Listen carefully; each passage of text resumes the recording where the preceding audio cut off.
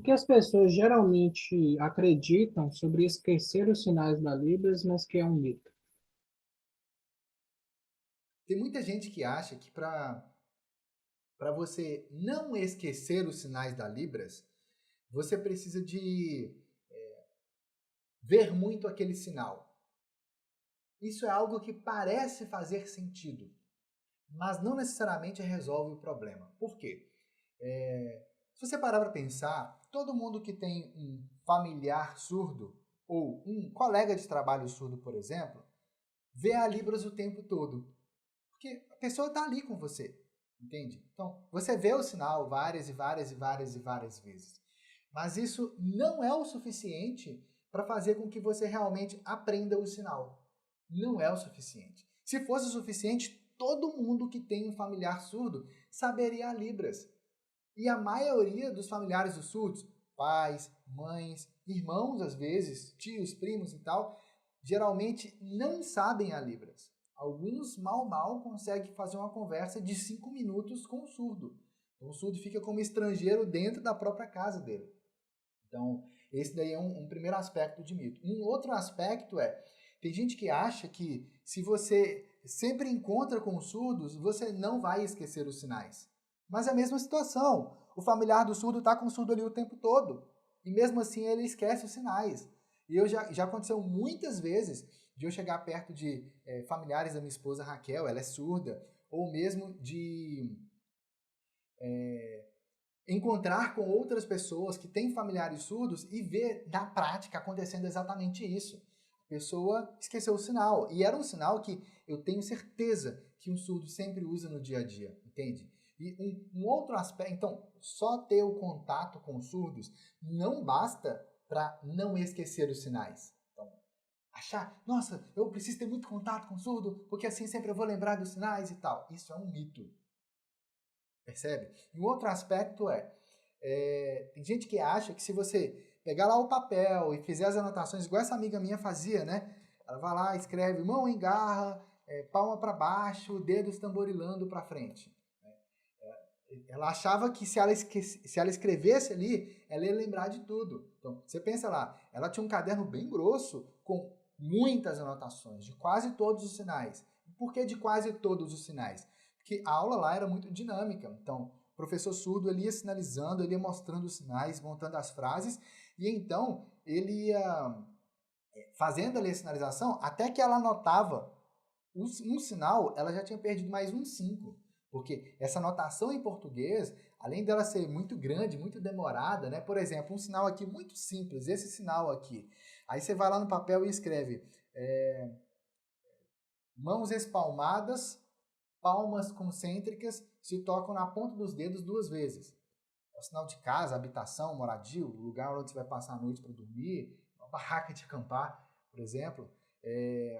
Então, você foi lá e anotou isso. Até você anotar isso tudo de um sinal tão simples. E, obviamente, na hora de você anotar, você não sabe exatamente quais palavras você vai usar para anotar aquilo. Entende? Então, muita gente acaba achando que anotar em português vai resolver o problema, mas acaba atrapalhando, porque Libras é Libras, português é português. Você foi lá e fez a anotação da Libras em português, na hora que você chega para se comunicar com o surdo, se vier alguma coisa na sua mente, vai ver o português, não a Libras.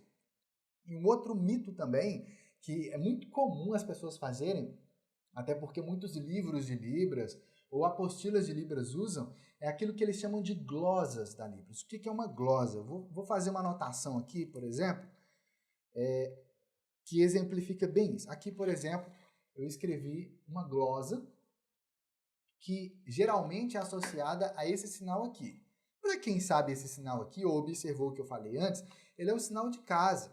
Então, quando você escreve assim, parece que você está representando esse sinal aqui.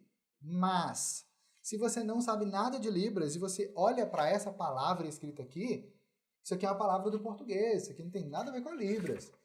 É português. E aí, nas apostilas é muito comum, inclusive, você ter ali frases para você praticar Libras, tudo em glosas. Então, por exemplo, aqui, eu vou escrever uma frase aqui do jeito que são as glosas. Aqui.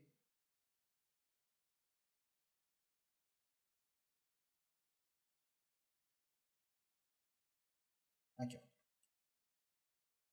Então, as glosas, geralmente, eles escrevem assim, tudo em maiúsculos, percebe? E escreve sem conjugação verbal, escreve também simplificando muita coisa. Você percebe que não é a escrita do português exatamente, né? Casa, aí tem esse top aqui embaixo, que vem de topicalização, eu vou explicar o que é isso. Eu, ir, amanhã, manhã. Quando você vê isso aqui escrito em português, que isso aqui é português, não é Libras, mas tem gente que acha que isso aqui é escrito na Libras. E disseram que era. Eu fui lá todo inocente, escrevendo assim para mandar um bilhetinho para Raquel quando eu comecei a namorar ela, ela não entendeu nada. Entendeu? Porque isso aqui não é Libras. Mas aqui tem um detalhe que é esse casa top. Quando você vê essa frase aqui, se você não sabe esses sinais, não tem como você fazer a frase. Não tem. Vamos supor que você sabe o sinal de casa, o sinal de eu, o sinal de ir e o sinal de manhã. Mas amanhã você não sabe. Você não vai conseguir montar a frase. Porque o que está escrito aqui está em português, não em Libras. Ah, Madison, mas aí está na ordem gramatical da Libras. Mais ou menos. Por que eu digo mais ou menos? Porque se o que está escrito ali não te ajuda a lembrar exatamente como faz, exatamente, sem sombra de dúvida nenhuma, não é o suficiente para registrar a Libras. Isso é um problema para a comunicação. Então, nessa frase aqui, né? Esse top é de topicalizar, né? De você levantar as sobrancelhas para você destacar uma informação na frase, dizendo que aquela informação ali é a mais importante. Então, na casa, ou para sua casa, ou naquela casa em específica, eu vou lá amanhã de manhã. Entende? Então, a ênfase dessa frase aí está sendo na casa em si. A casa. Não é no restaurante, não é na escola, é na casa. Então, essa frase é bem enfática, por isso que tem essa topicalização. Com essa anotação aqui em português, não dá para perceber essas nuances da Libras. Não dá, não é o suficiente. Então, é um mito muito grande achar que glosas dão conta de fazer esse registro da Libras. Mas tem outra questão. Para a linguística mesmo, isso aqui não é considerado glosa.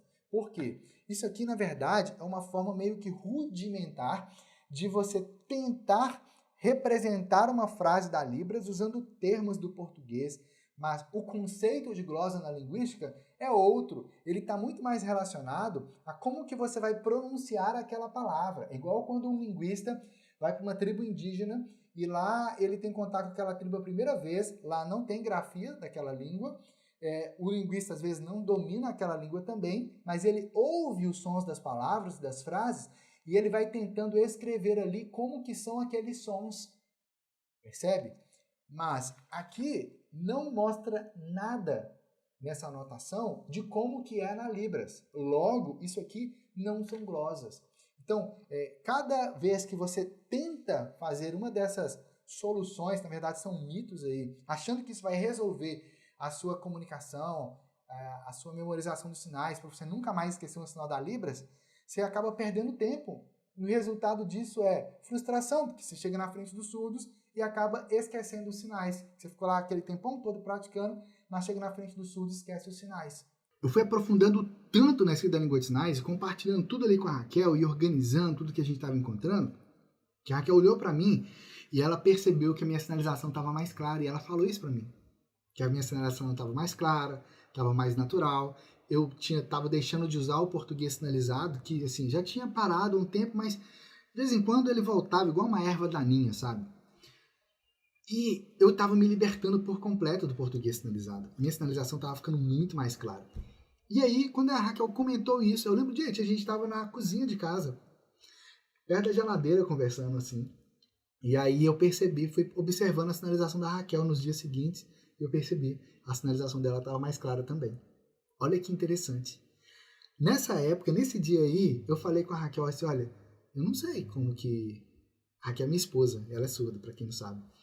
Eu não sei, mas é a escrita da língua de sinais que está fazendo isso. Naquela época a gente não sabia o porquê que esse fenômeno aconteceu. Hoje a gente sabe, eu vou falar mais à frente em outras lives. Mas percebemos que seríamos egoístas se ficássemos com todo esse conhecimento para nós. Refletimos muito sobre como extrair dessa experiência um método passo a passo que pudesse ajudar outras pessoas.